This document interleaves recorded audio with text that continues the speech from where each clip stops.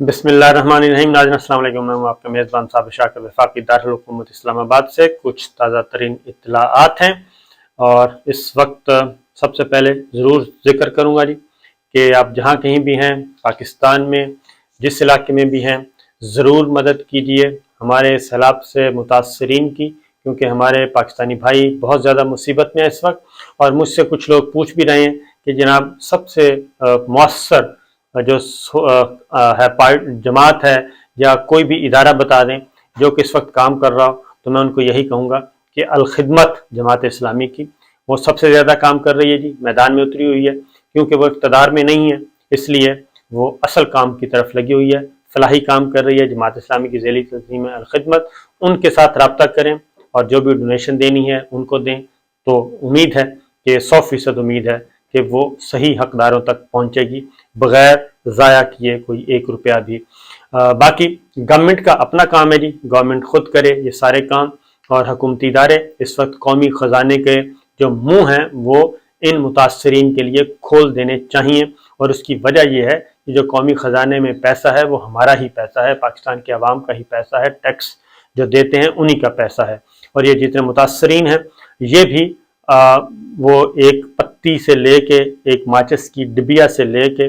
जो कुछ भी इस्तेमाल करते हैं, वो बिजली है, पानी है, गैस है, दूध है, हर खाने पीने की, पहनने की, ओढ़ने की जो चीज़ भी इस्तेमाल करते हैं उस पर वो हुकूमत पाकिस्तान को टैक्स देते हैं। तो लिहाजा इनको अब वापस लौटाना है और उनका ख्याल रखना है। ये हो गया जी। उसके बाद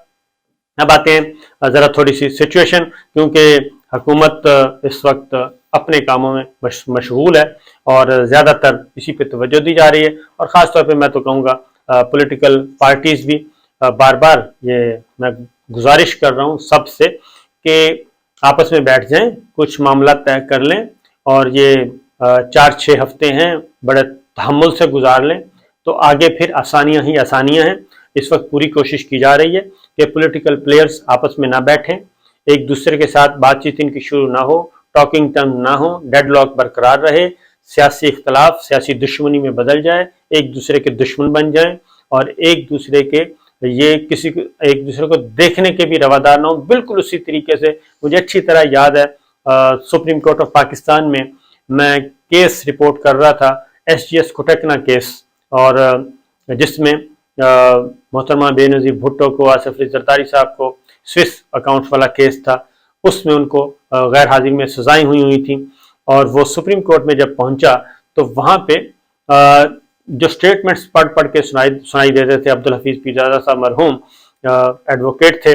मोहतरमा के और जरदारी साहब के, और फारूक चनाइक साहब होते थे, वो भी उनकी मुआवनत कर रहे थे। तो वो जो कुछ वहाँ पे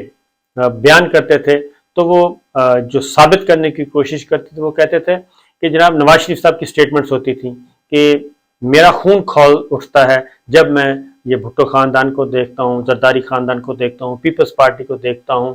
तो पीरजादा साहब ये साबित करने की कोशिश करते थे कि ये ज़ाती इंतकाम ज़्यादा है और केस जो मेरिट पे कम बनता है, क्योंकि उनके आपस में तो उस चीज़ को बड़ा देखा गया था। तो इस वक्त भी यही है कि पहले एक दूसरे को जानी दुश्मन बना दो और ये जो पीछे डोरियां हिलाते हैं वो, और उसके बाद जब डेडलॉक हो जाता है उसके बाद फिर कहते हैं आए हम आपका तस्फिया करवाते हैं और फिर सारी चीज़ें खुद अपने पास रख लेते हैं। तो पॉलिटिकल प्लेयर्स इस बात को समझें और 29 नवंबर वाला जो मामला है उसको देखें, आर्मी चीफ की तब्दीली को देखें, बिल्कुल साफ सुथरा नया आर्मी चीफ के लिए नाम फाइनल करें जिसका पॉलिटिक्स से दूर दूर से ताल्लुक़ ना हो, जिसके अज़ाइम प्रोफेशनल हों, सिर्फ प्रोफेशनल अंदाज में, सिर्फ डिफेंस मामलात में पाकिस्तान को देखे, पाकिस्तान की अफवाज को देखे, हमारी जोग्राफियाई सरहदें जो हैं उनको देखे। ऐसे आर्मी चीफ की तलाश करनी चाहिए, ऐसे आर्मी चीफ को लगाना चाहिए, उस पर नाम का इत्तफाक होना चाहिए, जो भी आए वेलकम करना चाहिए, बजाय इसके कि इस पर मुज़ाकरात किए जाएँ कि जनाब आप हमें ये दे दें और हम आपको ये देंगे। ये सारे का सारा ब्लफ है, ये बात ज़हन में रखिए। मैं पहले भी बता चुका हूँ, ब्लफ है और चमड़ी दमड़ी का खेल है। इस चमड़ी दमड़ी के खेल में ना ही इदारों को आना चाहिए, ना ही रियासत को आना चाहिए, और ये इंडिविजुअल्स का खेल चल रहा है। इंडिविजुअल्स के खेल में اداروں کو نہیں آنا چاہیے، اداروں کو اپنا جو ارلی وارن سسٹم ہے اس کو مزید ایکٹیو کرنا چاہیے، ارلی وارننگ سسٹم جو ہے اس کو دیکھیں اور نظریں کھلی رکھیں۔ یہ 4-6 ہفتے بڑے امپورٹنٹ ہیں، یہ قومی مفاد، قومی سلامتی اور پاکستان کا مفاد نہیں، یہ سب کچھ کھیل کھیلا جا رہا ہے ذاتی مفاد، ذاتی اناج، ذاتی انتقام، چمڑی دمڑی اس پہ۔ اس لیے جی میں تمام سیاستدانوں سے بار بار اپیل کر رہا ہوں کہ خدا کے لیے یہ کام کریں، آپس میں ٹاکنگ ٹنگز پیدا کریں، آپس میں معاملات طے کریں اور اس وقت ڈٹ جائیں، کوئی پوز لے لیں، سیلاب آیا ہوا ہے، متاثرین کی مدد کے لیے پوز لے لیں اور 2 ہفتے کا پوز لے لیں اور 2 ہفتے سارے نکل جائیں سیلاب متاثرین کی، اپنے شہریوں کی، اپنے ووٹرز کی، اپنے سپورٹرز کی کو لک آفٹر کریں اور 2 ہفتے کے بعد بیٹھیں اور اس کے بعد بات کریں۔ ہو کیا رہا ہے؟ ہو یہ رہا ہے کہ اب مقدمات شروع ہو چکے ہیں جی، اور مقدمات اب جوابی مقدمات شروع ہو چکے ہیں، کیونکہ ایک معمولی سٹیٹمنٹ پہ پہلے تو ڈاکٹر شہباز گل کو نشانہ بنایا گیا اور ان کے ساتھ جتنا بھی غیر انسانی سلوک ہو سکتا تھا وہ کیا گیا، اور کیونکہ اس سے پہلے بہت بڑی بڑی باتیں ہو چکی تھیں، اور سٹنگ موجودہ آرمی چیف افواج پاکستان کے سربراہ کو ایسی دھمکیاں دی جا چکی تھیں، ایسی غلیظ زبان استعمال کی جا چکی تھی کہ خدا کی پناہ، اور اسی طریقے سے سٹنگ آنریبل ججز کو، چیف جسٹس صاحبان کو نام لے لے کے نشانہ بنایا جا چکا تھا، سب سوئے رہے، کسی نے کوئی حرکت نہیں کی۔ اب ظاہر ہے جی اب کیا ہو رہا ہے، اب ہر کوئی جماعت اپنی اپنی حکومت میں ہے، ایک میئر اسلام آباد ہے وہ اپنا کام کر رہے ہیں، اور اس کے بعد اب درخواستیں آنا شروع ہو گئی۔ رانا ثناء اللہ صاحب پہ میں نے کہا تھا کہ ان کے جو کچھ انہوں نے گفتگو کی تھی ان پہ ایک FIR درج ہو چکی ہے، اور دوسری FIR 2 جگہ پہ FIRs اور درج ہو چکی ہیں، درخواستیں دی جا رہی ہیں، خیبر پختونخوا میں بھی اور پنجاب میں بھی۔ مولانا فضل الرحمان صاحب کے خلاف درخواست آ چکی ہے، اور نواز شریف صاحب کے خلاف آ چکی ہے، بلکہ مقدمہ درج ہو چکا ہے، رانا ثناء اللہ صاحب کے خلاف مقدمہ درج ہو چکا ہے، زرداری صاحب کے خلاف مقدمہ درج ہو چکا ہے، کیپٹن صفدر صاحب کے خلاف مقدمہ درج ہو چکا ہے، جو انہوں نے سٹیٹمنٹس ماضی میں دیتے رہے، اور شہباز گل کے خلاف بھی ایک اور مقدمہ درج ہو چکا ہے۔ یہ سب کچھ ہو رہا ہے اور جوتوں میں دال بٹ رہی ہے، اور دوسری جانب ایک اور پیٹیشن آ گئی اسلام آباد ہائی کورٹ میں، وہ لے کے چلے گئے، اور وہ گئی جناب توہین عدالت کی کارروائی۔ ظاہر ہے جب چیزیں پولیٹیسائز ہوتی ہیں تو پھر یہی کچھ ہوتا ہے۔ اس میں ایک اپلیکیشن چلی گئی مریم نواز صاحبہ کے خلاف، رانا ثناء اللہ صاحب کے خلاف، مولانا فضل الرحمان صاحب کے خلاف۔ اسلام آباد ہائی کورٹ میں ہیئرنگ ہوئی اور وہ جسٹس محسن اختر قیانی صاحب نے سنی۔ یہ اس بینچ کا بھی حصہ تھے آنریبل جج جنہوں نے عمران خان صاحب کو شوکاز نوٹس بھیجا ہے، وہ بھی میں آپ کو بتاتا ہوں ڈیٹیل۔ تو اس میں اب محسن اختر قیانی صاحب نے وہ درخواست جو ہے توہین عدالت کی کارروائی کی ریجیکٹ کر دی، مسترد کر دی ہے، اور انہوں نے کہا کہ اس وقت یہ لوگ کہاں تھے جب یہ سب کچھ ہو رہا تھا، اور پرانی سٹیٹمنٹس پہ اب کیوں آئے ہیں، لہذا وہ خارج کر دی گئی ہے۔ دوسری جانب اسلام آباد ہائی کورٹ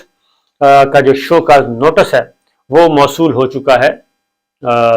وزیر اعظم سابق عمران خان صاحب کی رہائش گاہ پہ،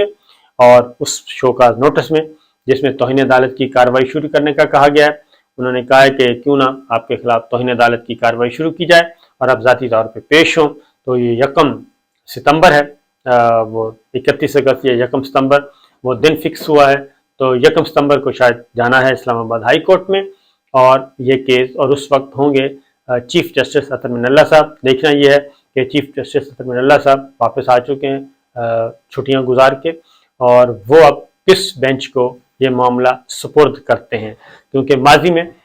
وہ درگزر کرتے رہے ہیں۔ اب دیکھنا ہے کہ وہ اس ایشو کو کیسے لے کے چلتے ہیں اور یہ آگے کیسے بڑھتا ہے۔ بہرحال معاملہ تلخ ہے، تلخ حقیقتیں ہیں، اور آج